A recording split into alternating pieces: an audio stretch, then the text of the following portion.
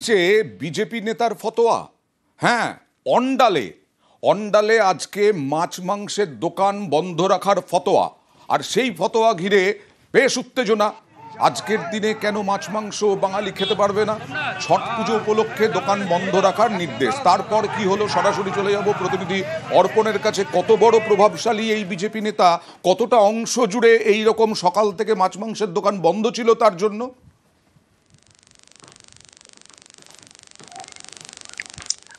দেখো, একেবারেই কিন্তু দুদিন ধরে অন্ডালের বাজারে যে সমস্ত মাছ এবং মাংসের দোকান, সেই দোকান বন্ধ রাখার নির্দেশিকা জারি করেছিল একেবারেই বিজেপির সেই প্যাড ব্যবহার করে স্থানীয় এক বিজেপি নেতা। এবং রীতিমতো কিন্তু যে সমস্ত দোকানদাররা রয়েছে, মাছ মাংস ব্যবসায়ী, তাদেরকে রীতিমতো হুমকি দেওয়া হয় এমনই অভিযোগ। দুদিন ধরে বন্ধ রাখার নির্দেশিকা জারি করে, কিন্তু বেশ কিছু দোকানদার মানলেও অধিকাংশ দোকানদার তা মানতে রাজি হননি। অবশেষে কিন্তু সোমবার আজ সকালে কিন্তু বাংলা পক্ষ, তৃণমূল এবং সিপিএম তারা কিন্তু আন্দোলনের পথে। কারণ এই বিজেপির ফতোয়া জারি করা, তার বিরোধিতা করে এবং প্রত্যেকটি দোকান তারা নিজের হাতে খুলে দেন।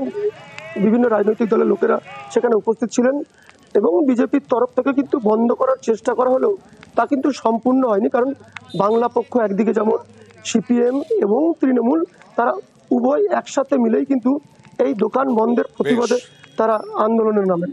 অবশেষে কিন্তু বিজেপিকে পিছু হাঁটতে হয়। ওকে, কিছু বিজেপির লোক দোকানে দোকানে ফতোয়া জারি করেছে যে মাছ মাংস দোকানে খোলা যাবে না।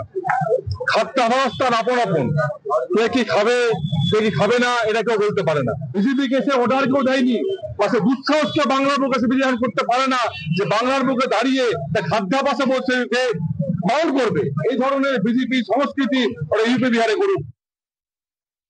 বিজেপি আশ্চর্য কিছু দুষ্কৃতি বলবো, তারা বাংলার ভাবাগাতে আঘাত করতে চেয়েছিল। তারা বিভিন্ন মাংসের দোকানে, মাছের দোকানে বিভিন্ন ব্যবসায়ীকে তারা হুমকি দিয়েছে। সে হুমকির প্রতিবাদে তার বিরুদ্ধে রাস্তায় নেমেছি এবং ব্যবসায়ী বৃন্দের পাশে সাথে আছি। গোটা ভারতবর্ষের মানুষ কে কি করবে, কে কি করবে, কে কি খাবে তা বিজেপি ঠিক করে দিতে পারে না।